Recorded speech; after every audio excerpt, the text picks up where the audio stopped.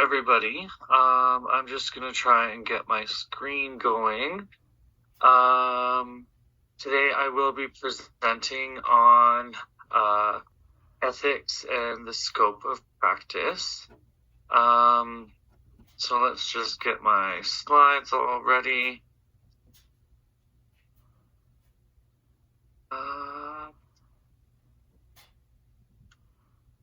There, this should get us going. So again, I'm presenting on ethical issues and scope of practice, what you need to know as a personal fitness trainer. There we go. I would like to start by sharing this video. So first of all, I want you to consider that you are the fitness instructor in this class. As you are setting up, this is the conversation that you come across. So, Joel? Yeah, I think he's anorexic. No. Yes, because this is his 5th fitness class today. And I know, and it's only 3:30. Yeah. That's ridiculous. Crazy, right? Yeah.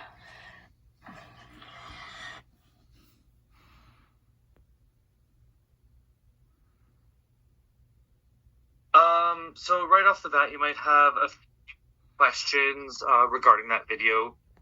First of all, if this is a group fitness class, was there any Get Active questionnaires previously signed?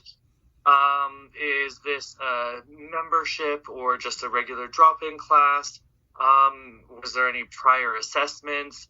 So already there's like lots of different questions that you probably have before you can make an ethical decision on what's going on in this scene.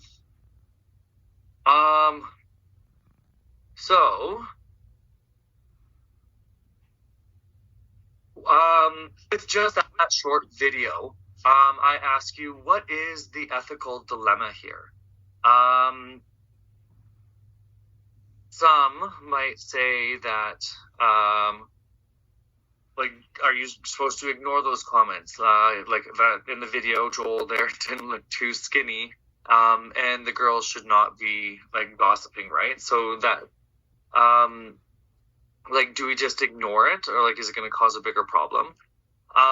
Do you address it at the start of class? Do you approach that person and say, look, people are concerned about your health, and we don't think you should be in this class until you get it under control?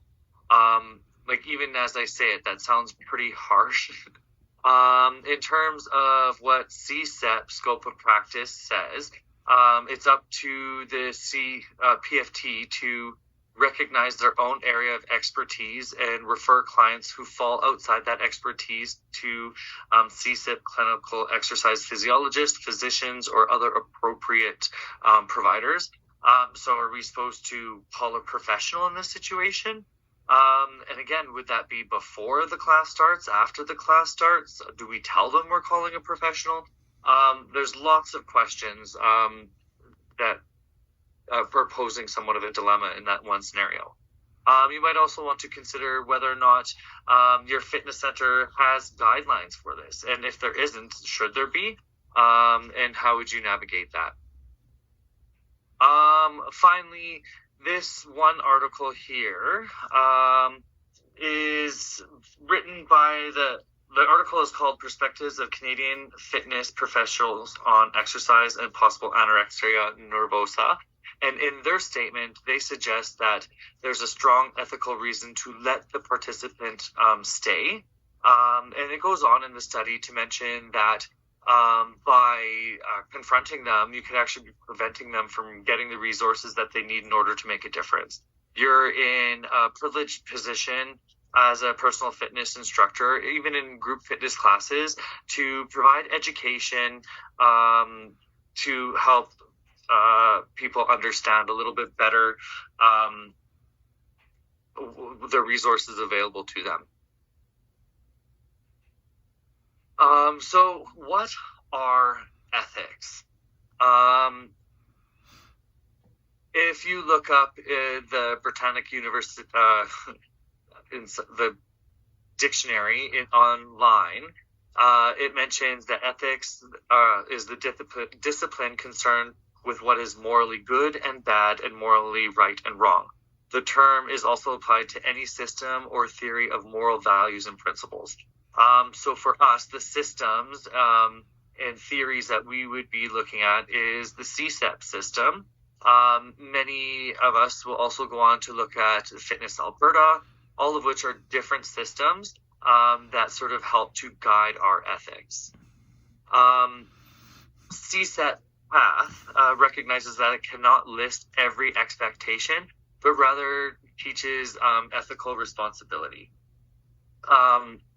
If they were to try and list absolutely every ethical consideration, the document would be so large that most people wouldn't A, be able to understand it, or B, have the time to get through it all in its entirety.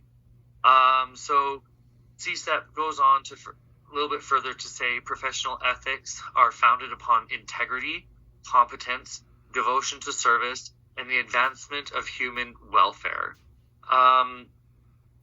So that just suggests that that's like the foundation that you're learning and trying to apply that to the various different scenarios that you find yourself in. With those in mind, you should be able to handle most situations.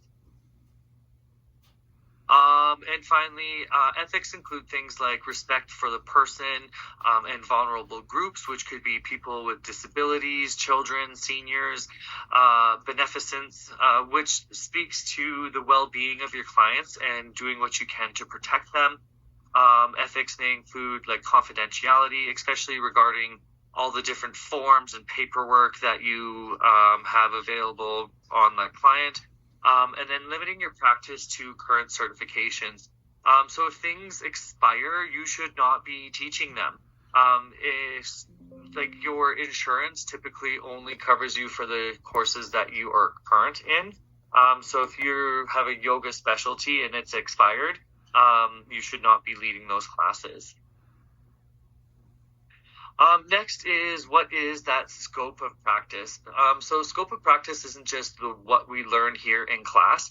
As I sort of alluded to, many of us will have that CSEP certification. Others will go with AFLCA or Fitness Alberta. There's a variety of other certifying bodies, and each one of them, though they may have similar scopes of practice, they are different. So that is really up to you to sort of learn and understand. Also, your employer will have a different scope of practice for you. They might hire you as a personal fitness instructor, but have trained you to inspect the equipment and do the maintenance and repairs on them. That would be outside of your certification through this course. However, they may provide you with the training and cover you in the event of adverse events. They'd have insurance available for you. And also you got to consider what is insured. So if you are a contract instructor, if I'm certified through AFLCA, I can't be teaching my water art programs because AFLCA insurance only covers the AFLCA programs. However, when I'm working as an employee for a different place, the insurance that they have for me would cover my water art, my Zumba, my Minds in Motion, and my Fitness Alberta as well. So again, you got to navigate all those different components and understand your scope of practice for every one of the places that you work. So where ethics and scope of practice collide, and this one article that I had looked at mentioned like dating your clients and training your spouses. So that's ethical issues in exercise psychology. So yes, that is a little bit more about using exercise for mental health issues, but they did have a good grasp on various aspects of ethics. And that was one area that really stood out, was training your spouse as well as dating your clients. I already had mentioned this once before, having that alternative or more advanced training. So it's also important to know um, that if you hold a more advanced award, so for example, I hold a basic life support or healthcare provider level CPR. As a personal trainer, CPR C is the minimum standard or the expected standard. So when I am at my place of employment, I have to act in that CPR C level because that's where I've been hired on to do. Finally, in module 3, lesson 7 on Moodle, it talked about waivers, whether waivers are good and bad. And yes, they can be really important to protect us, and many of us do use waivers. However, it can be seen as immoral because it's actually taking away the rights of your clients.